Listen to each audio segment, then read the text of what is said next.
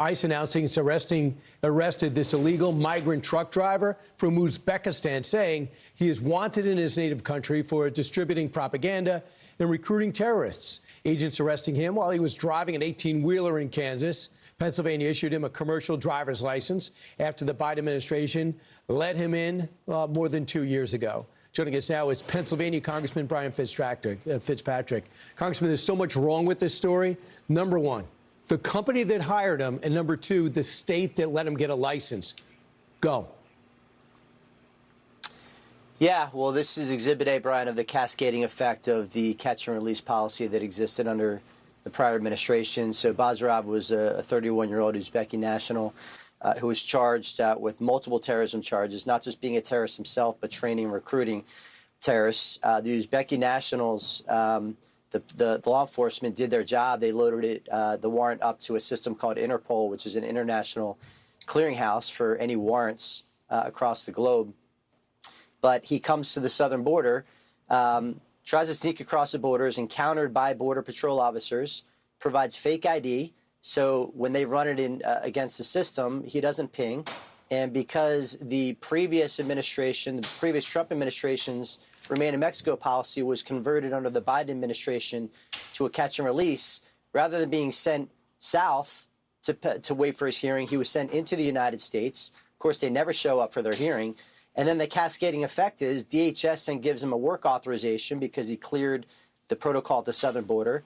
And then the Pennsylvania State Department of Transportation gives him a commercial driver's license because he cleared the DHS work permit process. So it's Exhibit A of the cascading effect of the open border policies under Mayorkas and Biden. Real quick, in Pennsylvania, do you have to be able to speak English? I mean, wouldn't he have had to answer some questions in English?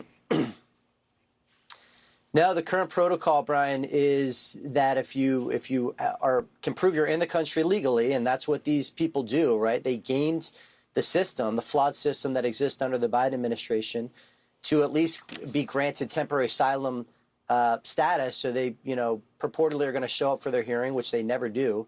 But that's what they use. They use that conditional probationary status to get all these other benefits. So let's talk about what you just put out, and you basically has called for, as we look to fix Obamacare or change it, you basically say you got to move on this. You said you're asking Senate leaders to work in a bipartisan bill to extend Obamacare subsidies as the White House and Republicans push forward on an alternative plan. So what are the details? How do you expect them to work on an alternative bill? And do you really think just giving these subsidies help anything? Yeah, it's not about giving the subsidies, Brian. It's about lowering health care premiums, which is why I believe it needs to happen outside of the construct of the Affordable Care Act. The premium tax credits were a single-party solution. It was passed under Democrat reconciliation bill several years ago.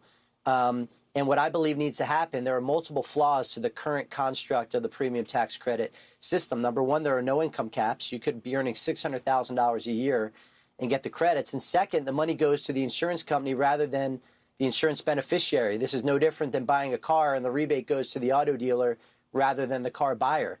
The auto dealer just jacks up the cost of the car. So the president is right to say the money should go directly to the insurance beneficiary. But what we're trying to do, Brian, is it is a reality that insurance premiums are jumping up at the end of the year. It is our job to make sure that does not happen, but we can do so in a sane, pragmatic way that is not part of the flawed premium tax credit structure that currently exists. You're part of the Problem Solvers Caucus. Tom Suozzi, I saw Democrats over the weekend saying we got to find a way to fix this. And I just see the House is worried about being stuck in a bill from the Senate. So are you guys going to have your own offer in a rapid fashion working across the aisle? Is that possible? Yeah, so we're going to release there is a framework. So Don Bacon and Tom Suozzi put something together, 2 years, income caps, it has all the reforms in place.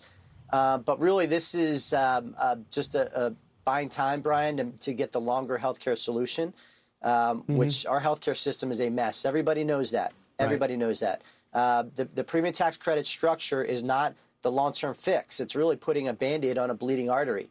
What we need to do is get to the root causes of the high cost of healthcare in this country. But yes, we are working with the senators to make sure that whatever emerges out of the Senate does have a pathway to to passage in the House. Yeah, both sides got to work out. We already saw what happens when a partisan piece of legislation is passed. Thanks, Brian. Appreciate it. Brian Fitzpatrick.